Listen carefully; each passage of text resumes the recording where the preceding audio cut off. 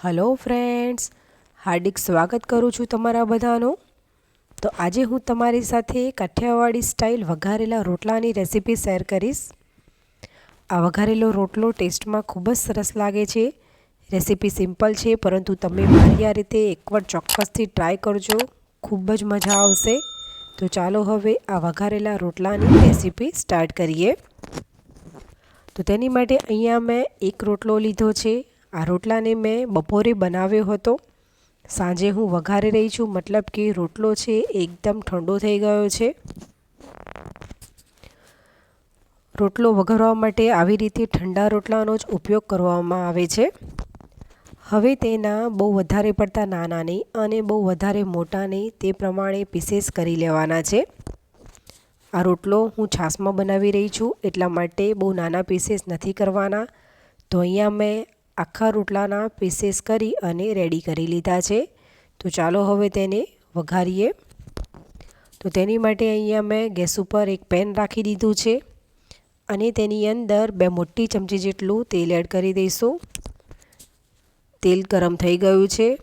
હવે તેની અંદર અડધી ચમચી જેટલી રાઈ એડ કરવાની છે અને અડધી ચમચી જીરું એડ કરવાનું છે। ત્યારબાદ તેની અંદર અડધું લાલ સૂકું મરચું એડ કરી દઈશું અને થોડાક એવા લીમડાના પાન એડ કરશું। ત્યારબાદ અહીંયા મેં એક તીખું લીલું મરચું મોટું કટ કરીને એડ કર્યું છે અને એક મોટી સાઈઝના ટામેટાને મેં ઝીણા કટ કરી અને એડ કર્યું છે। ત્યારબાદ અડધી વાટકી ઝીણા કટ કરેલા કેપ્સિકમ એડ કરશું। જે લોકો લસણ ડુંગળી ખાતા હોય તે લોકો કેપ્સિકમની જગ્યાએ લીલી ડુંગળી અથવા લીલા લસણનો પણ ઉપયોગ કરી શકે છે। હવે બરાબર મિક્સ કરી લેવાનું છે। આપણે ટામેટાં અને કેપ્સિકમને બહુ વધારે ઓવરકુક નથી કરવાના, ફક્ત સોફ્ટ જ કરવાના છે। હવે અડધી ચમચી જેટલી હળદર એડ કરશું અને લાલ મરચું મેં 2 ચમચી કર્યું છે। તમે તમારા ટેસ્ટ અકોર્ડિંગ ઓછું વધારે કરી શકો છો। આમ તો આ રોટલો થોડોક તીખો જ હોય છે।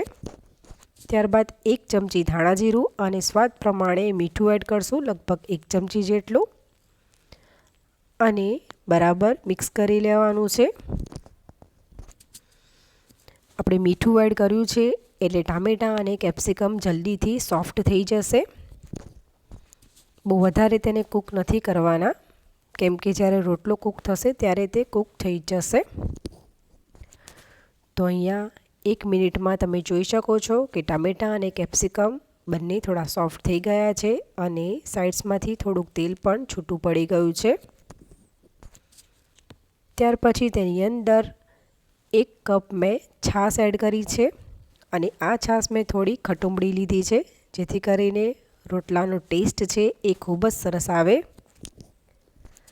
છાશ એડ કર્યા પછી ગેસની ફ્લેમ લો જ રાખી અને કન્ટિન્યુઅસ હલાવતા રહેવાનું છે, જેથી કરીને છાશ બિલકુલ ફાટે નહીં।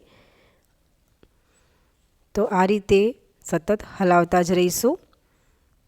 તો લગભગ હવે અહીંયા 4 થી 5 મિનિટ જેટલો સમય થયો છે અને તમે જોઈ શકો છો કે પાણી છે એ ઉકળી ગયું છે। તો આ રીતે સરસ એક બોઇલ આવી જાય ત્યાર પછી આપણે જે રોટલાના પીસીસ કર્યા હતા તે બધા તેની અંદર એડ કરી દેવાના છે અને પછી બરાબર મિક્સ કરી લઈશું। આમ તો રોટલો ઠંડો હોય એટલે કડક થઈ જતો હોય છે, પરંતુ આ રીતે છાશની અંદર એડ કરવાથી તે એકદમ સોફ્ટ થઈ જશે અને ખાવાની પણ મજા આવશે। હવે કવર કરી અને તેને કૂક કરી લઈશું, લગભગ 3 થી 4 મિનિટ જેટલું। તો અહીંયા 3 થી 4 મિનિટ થઈ ગઈ છે અને ખોલી અને પછી આપણે એકવાર મિક્સ કરી લઈશું। તો તમે જોઈ શકો છો કે ગ્રેવી છે એ થોડીક ઓછી થઈ ગઈ છે અને રોટલો પણ થોડોક કૂક થઈ ગયો છે। ત્યારબાદ તેની અંદર લગભગ અડધી ચમચી જેટલો ગરમ મસાલો એડ કરી દઈશું અને ફરીથી બરાબર મિક્સ કરી લેવાનું છે। તમારે ગ્રેવી જે પ્રમાણે રાખવી હોય તે પ્રમાણે રાખી શકો છો। અહીંયા સરસ મિક્સ થઈ ગયું છે। ફરીથી કવર કરી અને તેને લગભગ 1 મિનિટ જેટલું કૂક કરી લઈશું. તો અહીંયા 1 મિનિટ થઈ ગઈ છે. ખોલી લઈશું અને પછી મિક્સ કરવાનું છે.